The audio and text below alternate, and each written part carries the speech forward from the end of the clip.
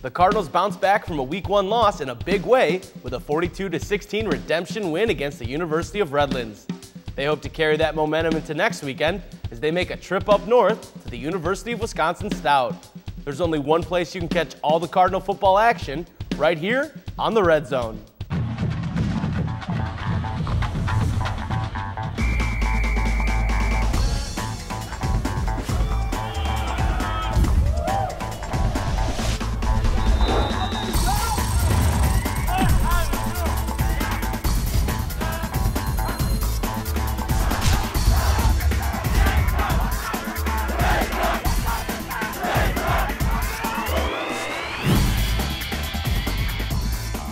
Welcome to the Red Zone. I'm Mark Dahlquist. With me to start things off this week is head coach of the Cardinals, John Thorne. Coach, thanks so much for coming in.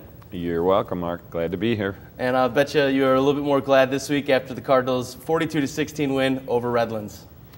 That looked a lot more like Cardinal football. Sure did. And we were really happy with the bounce back that the players made from that first week. It was a tough way to lose in Week 1, and to beat a nationally ranked team and do it convincingly, that was a lot of fun. And take us through that week of practice leading up to the Redlands game. I know you switched times a little bit so the guys could get used to catching balls in the dark, taking snaps in the dark, under the stadium lights. Well, what was practice like that week leading up to Redlands? You know, I thought we had a good week almost every day. It's always easy to practice at night. It's a lot more fun for whatever reason. The guys have a lot more enthusiasm. They practice better. And really, it's a lot of fun to play a night game. But this is college football. We got to learn how to play in the daylight, too. Right. So this Saturday, 1 o'clock in Wisconsin, we got to be ready to play ball. That's right. Well, the Cardinals had an impressive showing on both sides of the ball to get their first victory. Let's go to the highlight. Cardinal defense hoping to tally their first win of the season as they look to avenge last year's opening season loss by slowing down Chad Hurst and the University of Redlands offense. It was the Cardinal offense that hit the ground running as Spencer Stanek hits Nick Kukoc in the flat and he does a little shake and bake. Put the Cardinals on the board first.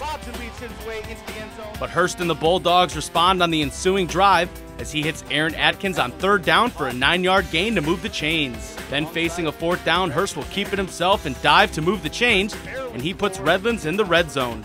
The drive was capped off by Brad Crisanti barreling in from 1 yard out, and the Bulldogs even things up at 7 after a quarter of play. The Cardinals get back to work in the second as Stanek looks left and finds Jeff Stolzenberg, who makes a diving grab for 20 yards and a Cardinal first down. Very next play, same combo, same result, as Stolzenberg gives the Cardinals a 1st and goal. They would only need one crack at it as Kukoc gets his 2nd touchdown of the day, this one 8 yards on the ground, and the Cardinals go back in front. But Kukoc wasn't done yet. He would add 2 more rushing touchdowns for a new career high. And the Cardinal D was just as effective, forcing 5 turnovers on the day, including 4 interceptions, 2 of which were snagged by Nick Slezak, who was named a D3Football.com's Team of the Week. His first set up Jordan Tassio's run from 2 yards out, and the Cardinals roll with a 42-16 victory. So, Coach, what do you think the biggest difference between the game in Week 1 and the game in Week 2 was? Play timing and technique. You know, we had so many injuries to starters, and so the reps that you were taking in practice they were good reps, but they weren't getting everything timed up the way it needs to be with the guys that are going to actually play the game. So we were off with our timing and some of the technique things that we thought the guys really understood, and we still need more work. That's why you keep practicing. Yeah. And then concepts. We've really worked hard on teaching the concept of each play, both offense and defense and special teams. And we still had some that guys hadn't had enough reps at those things. But mostly, that first game, it was just a lot of really bad bounces and so forth. Lady Luck was not riding with the Cardinals that day, and it makes it hard to overcome that sometimes. Yeah, things turn out a lot differently when you're able to hold on to the ball and make sure the other team doesn't take control. Right, and complete turnaround. You know, the offense took care of the ball, you know, so much better in game 2, and the defense just started grabbing one interception after another and fumble recoveries, and that made it really hard for Redlands. You know, and Redlands on their opening drive was able to come down and score. Were there certain adjustments you guys made to keep them out of the end zone until the fourth quarter? Well, you know, the first drive, every offensive coordinator all over the nation, they have it scripted, you know, and they've studied you, and studied you. And there's a lot of times some of those scripts work. And so when that drive is over, now you got to sit down and regroup, stay calm. You know, the coaches and the players did a fabulous job on the defensive side of just don't let it worry you, just stay calm.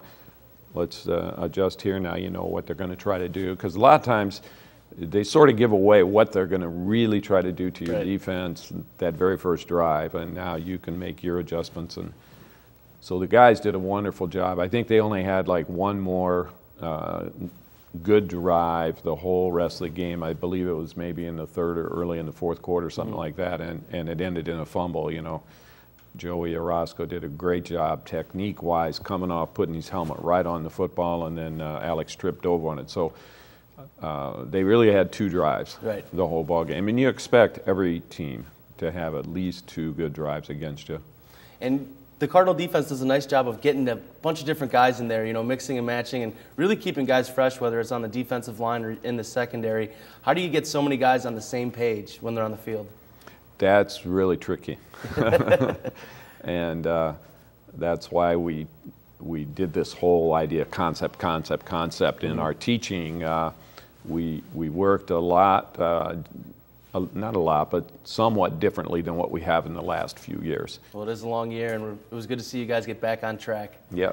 Don't go anywhere, because we continue to break down the Cardinals with Coach Thorne right after this.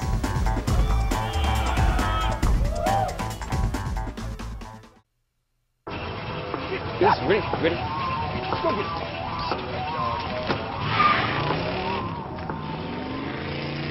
Oh, come on, Randy. Animal shelter, here I come. And no, I'm not crazy or emotionally damaged. That's a stereotype. I just belong to a total loser. I'm a good dog. So if you want a pet, adopt. And if you see Randy, tell him he dropped his wallet.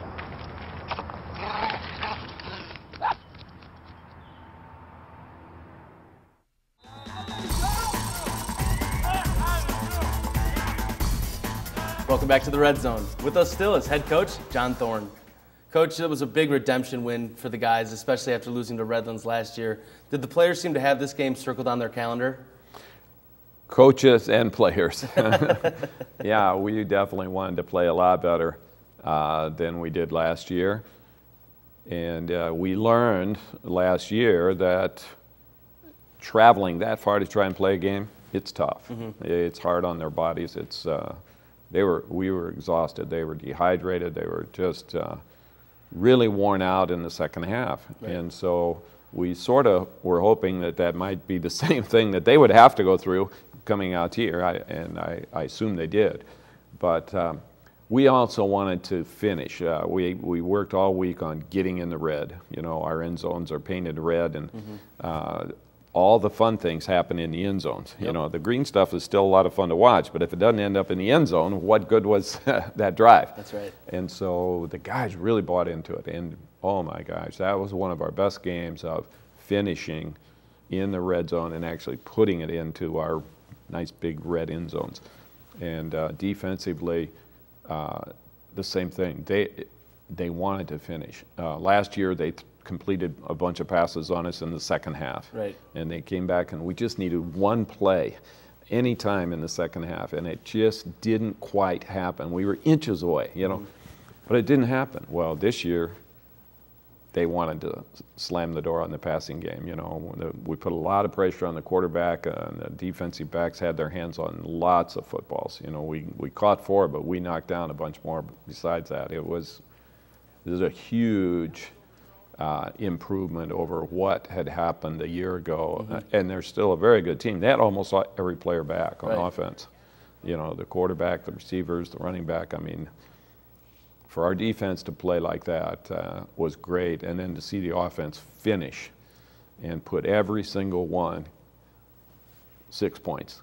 Right. We didn't even try a field goal. You know, last year there was a big difference out there. We had to try 3 field goals, and so it was fun. And one of those guys helping you guys find the red zone, if you will, in the end zone was Spencer Stanek. Your quarterback was a little rusty in his first game, but you had to like the way he responded and bounced back in the game against Redlands. Yeah, the first game we really had a lot of trouble picking up the blitz, so he felt pressure right in his face a lot, you know.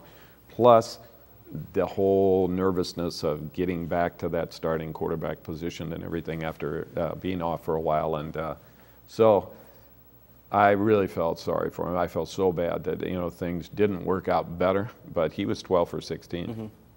If he goes 12 for 16 every week, you guys will be okay. we're going to be pretty good. Well, Spencer Stanek shook off the rust from week 1 to get the Cardinals back in the win column. We take a look at how he was able to do that in this week's What's the Word?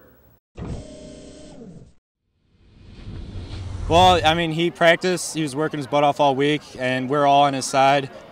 We know how good he practiced during summer camp, and we knew he could do it. So I think the whole team was on his side, and he just came through. It was great knowing that Spencer was able to bounce back the way he did. It shows he's got poise and character. You know, he's not going to let one game bring him back. He's a great athlete, and that's what he's doing. He's coming to play, and he's going to read his assignments. He's going to figure out the coverages. He's going to play football. I joke around with Spencer. I just, hey, be patient. You know, it's just practice. Just throw the ball. Be patient. You're the best when you're calm and cool, and, you know, you have fun. So I just tell him that before pretty much every snap, and, you know, he just gives him that smile, and we're good. And, Coach, another guy on offense that really shined in that game was Nick Kukoc, finding the end zone 3 times on the ground and 1 time through the air. You had to be impressed with the way not only him but your entire backfield and receivers played. Well, Nick and Jordan really played like we know they can play, and it was so much fun to see the production we got out of those two. I mean, Jordan gave Spencer a lot of rest. We were in the Wildcats several times, and Jordan finished on a bunch of plays that turned into touchdowns, turned into conversions, and so forth. Nick was just like we expect him to be. You know, week after week, he made some great cuts. The screen pass just before halftime was beautiful. And the first pass, just a little throw out in the flats. You know, you're supposed to gain, like, you know, 4 or 5 yards on that, and he goes like this and made something out of nothing. Right, yeah, and it ends up being a touchdown. So yeah, it was fun to see both of them back to mid-season form, you know, this early in the year. And I'm sure both of them would hand it to their offensive line. It's been a little bit of a struggle trying to find the right mix of guys with, you know, injuries and such, but they played well throughout the game. They did. We had a lot more holes blocked. We had great protection of the quarterback. I mean, I think only one time did we really lose it up front, you know, and he got sacked pretty quick. But that was huge improvement by the offensive line, and we played without our preseason All-American the whole ball game, you know. So John Hosey came in and did a really nice job at that left tackle spot. Well, hopefully you can get Jace and all the other guys healthy real soon. And Coach, we wish you the best of luck against the University of Wisconsin Stout. Okay, thanks. We're going to need that. Keep it right here, because after the break, we'll sit down with 2 Cardinals leading the way on offense and defense. The Red Zone will be right back.